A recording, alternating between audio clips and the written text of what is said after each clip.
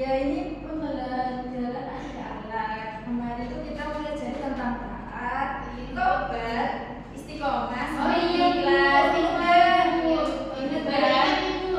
Ya kemarin kita belajar itu ya. Ya kemarin kita belajar tentang itu. Sekarang kita belajar tentang ada sholat dan berdiri.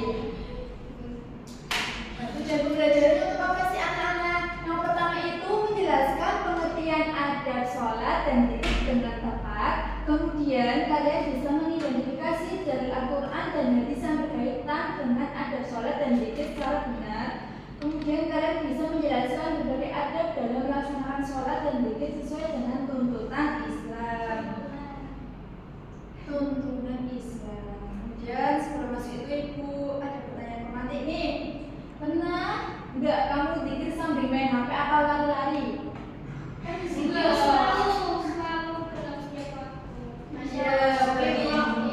Kalau lari-lari ya enggak, tapi main HP sering nggak? Kayak misalnya lagi dikir satunya pegang HP pernah berarti? Pernah ya? Rasanya beda nggak sama dikir dengan tenang, khusyuk, tanpa beda gambar.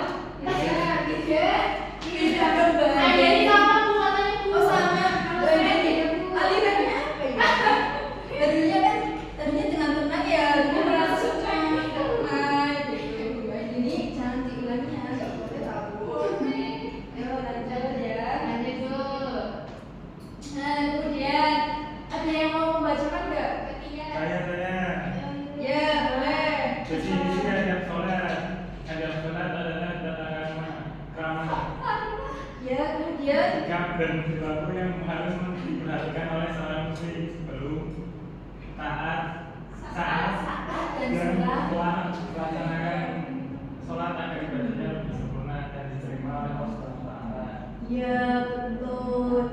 Adab sholat ini perhatikan sebuah sikap atau tata krama ya bahasanya itu dalam melaksanakan maupun sebelum melaksanakan sholat. Allah itu telah berfirman bahwa dengan sholat yang khusyuk maka seseorang akan bisa terhindar dari perbuatan kekejian dan kemungkaran. Kemudian ada sholat terdiri dari 8. Siapa yang mau membacakan? Ya, silakan Gustia. Menjaga waktu dan batas-batasnya, hati yang ikhlas, menjaga kebersihan dan kesucian tempat sholat dari najis yang ada, menyingkirkan gambar, tulisan, apa saja yang benar-benar Allah SWT menyesal jika ibu tidak dapat menunaikan dan menikmati sholat dengan baik dan sempurna, memakai pakaian kita dengan baik saat panggilan sholat telah tiba, terus yang lain itu melakukan dengan khusyuk. Ya, terima kasih, tepuk tangan dulu dong. Dan dijelaskan ulang ya anak-anak. Yang pertama itu udah khusyuk. Jadi itu kita tuh pikirannya itu semata-mata itu karena Allah. Jangan memikirkan misalnya lagi mau sholat kita memikirkan aduh jemuran, cuaca mendung itu jangan ya anak-anak. Itu nggak boleh. Karena ibu juga kadang seperti itu. Kemudian hati yang ikhlas. Ya, itu kan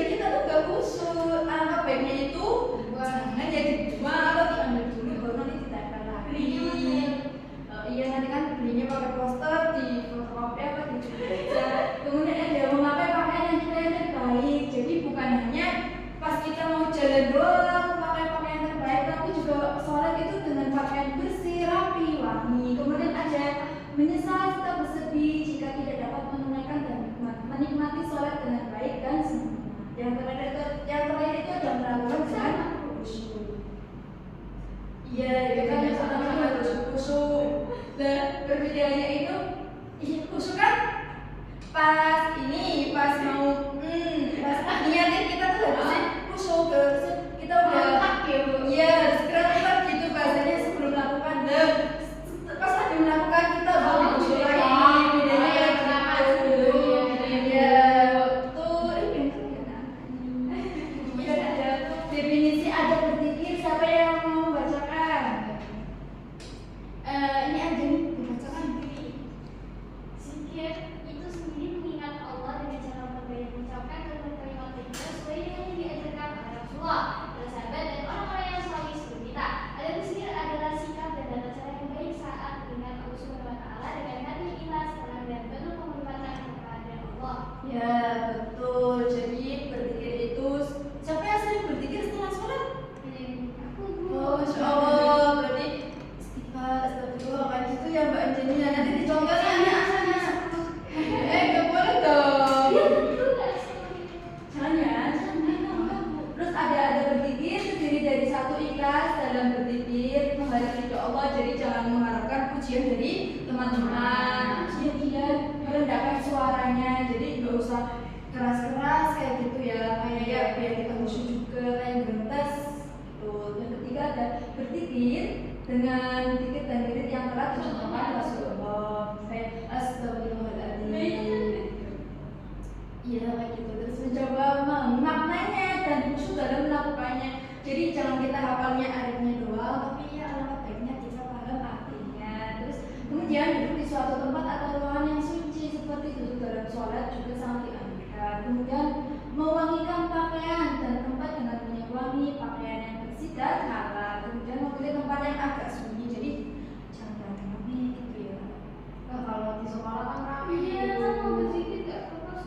Ya, berarti ini di pojok, alamatnya tuh di pojok. Jadi nggak di pojok juga sih, kayak lebih menghindar daripada anak-anak itu pada sholat. Nah, kalian kalau udah sholat selesai kan lebih minggir gitu, pikiran ya Allah kan ada tasbih.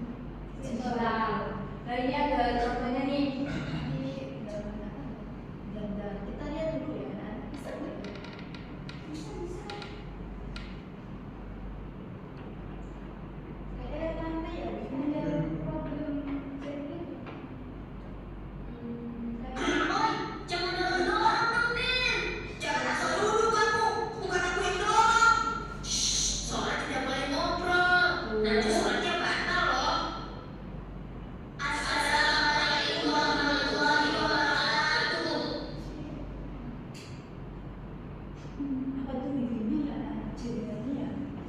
Ininya di sini itu di video ini. Assalamualaikum warahmatullahi wabarakatuh.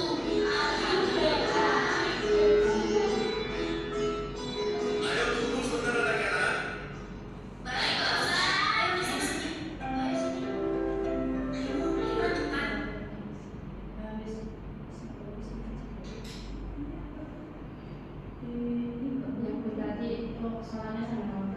Ya itu di video itu kan suaranya tuh udah sambil ngobrol, sambil nggak musuh. Itu jadi nggak boleh ya anak-anak, itu melanggar adab dalam sholat. Gitu ya, Bu. Ya itu lanjut aja ya anak-anak gitu ini kok susah. Ya ini bagaimana? Nanti kirim di WA aja, Bu. Ya nanti tak kirim Videonya. Ini berapa? Kita lihat di rumah. Sekarang ayo bagi kelompok, ibu bagi menjadi 2 kelompok. Iya. Yang pertama itu kelompok 1 paling depan, kemudian yang kelompok 2 paling belakang ya. Ini siapa yang mau maju? Didiskusikan dulu 5 menit. Kamu sudah Bu? Sudah, Bu. Sudah selesai diskusi. Kita diskusi, Bu. Didiskusikan dulu. Berembuk anak-anak yang susah nggak? Ini soalnya. Ada semua. Alhamdulillah sudah dijawab semua ya, berarti ya benar-benar. Belum, Bu, ini. Ya dikerjakan dong diskusi sama dia, diajak, maksudnya diajak, jangan sendiri, nggak ada yang diajak. Ya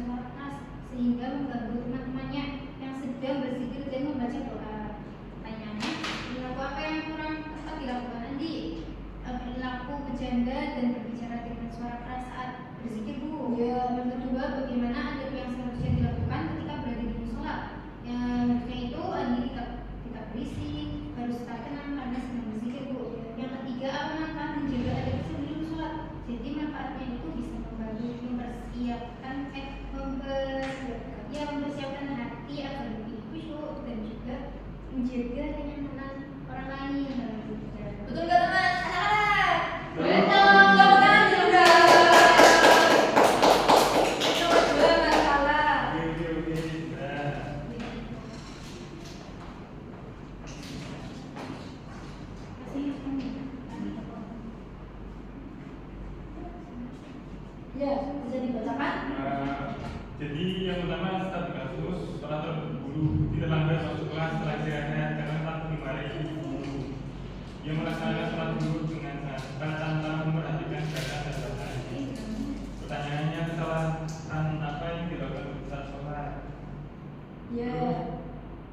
Mengapa kemarinan penting dalam sholat dan yang terakhir bagaimana cara memperbaiki sikap budi? Yang pertama budi melaksanakan sholat dengan terburu-buru dan tidak memperhatikan gerakan serta bacaan sholat yang baik. Yang kedua karena kemarinan merupakan bagian dari kesempurnaan sholat sehingga tidak dapat dilakukan dengan tenang. Yang terakhir dia harus melaksanakan sholat dengan tenang, tidak tergesa-gesa dan menjaga apa? Masih tulisnya dan memperhatikan setiap gerakan kita bacaan sholat. Kan masalah yang nulis kok nggak paham tulisannya. Udah tepuk tangan dulu. Lomba tepuk tangan dia.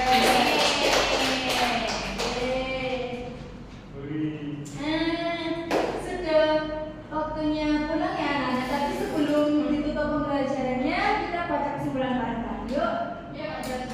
Ada sholat dan berzikir adalah apa yang berdiperhatikan saat beribadah kepada Allah. Dengan menghadapkannya dengan baik, ibadah menjadi lebih khusyuk, hati lebih tenang, serta dapat meningkatkan keimanan dan ketakwaan kepada Allah Subhanahu wa Ta'ala. Ada yang mau ditanyakan nggak sebelum ditutup? Tidak ada. Berarti ini ya sudah paham semua ya. Aku ada Oh, tugasnya itu mengerjakan angka di halaman 300 ya. Nanti dikerjakan ya anak-anak. Nanti siswa ibu akan tagih. Kemudian sebelum ditutup kita berdoa dulu mengucapkan hamdalah. Alhamdulillahirabbil alamin. Kurang lebihnya mohon maaf. Wassalamualaikum